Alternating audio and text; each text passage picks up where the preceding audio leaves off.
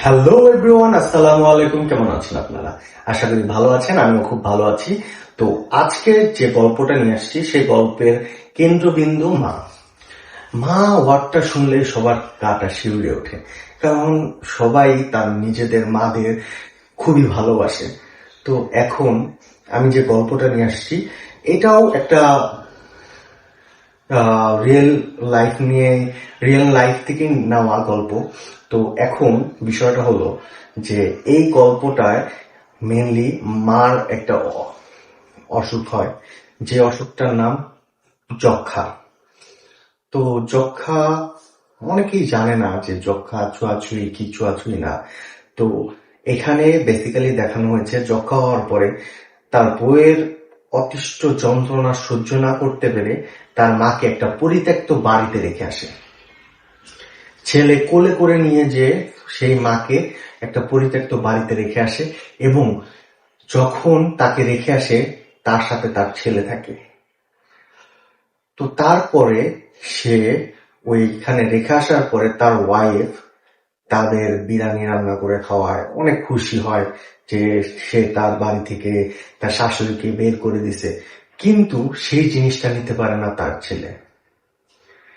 তো এই যে ছেলে নিতে পারে না, এর জন্য খাওয়া দাওয়া বন্ধ করে দেয়, নানান অসুখ হয়, নানান প্রবলেম হয়। তো এই জিনিসটা যখন দেখে, সেও একজন মা, তো তারপরে সে ডিসাইড করে যে সে কি করবে। এখানে দেখানো হয়েছে যে এক বউ তার মার কাছে থেকে তার সন্তানকে একা করেছে। এখানে তার সন্তান অসুস্থ হয়ে তাকে রিয়েলিটি দেখাইছে। তো আমি মনে করি এই নাটকটা আপনারা দেখলে হয়তো আপনাদের মার প্রতি যে ভালোবাসা, সেই ভালোবাসাটা আরো বাড়বে। তো আপনাদের এই নাটকটা দেখা উচিত।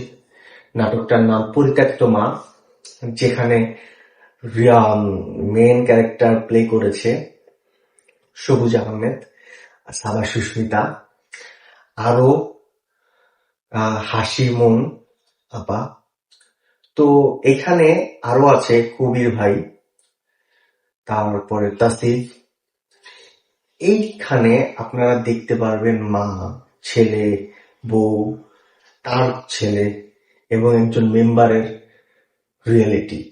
যে আসল রিয়েলেও এরকমই হয় ভাই, যে অনেক সময় দেখা যায় যখন একটা ফ্যামিলিতে থার্ড পার্সন এসে পড়ে, থার্ড পার্সন বলতে এখন মেয়েরা চেপে যেতে পারেন যে বউদের পুজো না, এখানে আপনিও একদিন মা হবেন, এখানে একটা ওয়ার্ড আছে। তো এখানে বিষয়টা হলো একটা মা তার ছেলে হারাচ্ছে, সেও যখন মা হচ্ছে তাকেও কিন্তু সেটাই হারাইতে হবে। একটা কথা আছে, টিট ফর ট্যাট। তো এখানে বিষয়টা হলো যে যখন আপনি যেরকম করতেছেন আপনি যে ফিউচারে সেরকম পাবেন না, এটা না, এটাই বোঝানো হয়েছে। আপনারা আশা করি দেখবেন। নাটকটা ভালো লাগলে কমেন্টে জানাবেন যে আপনাদের কেমন লাগছে। আশা করি আপনাদের সবারই ভালো লাগবে।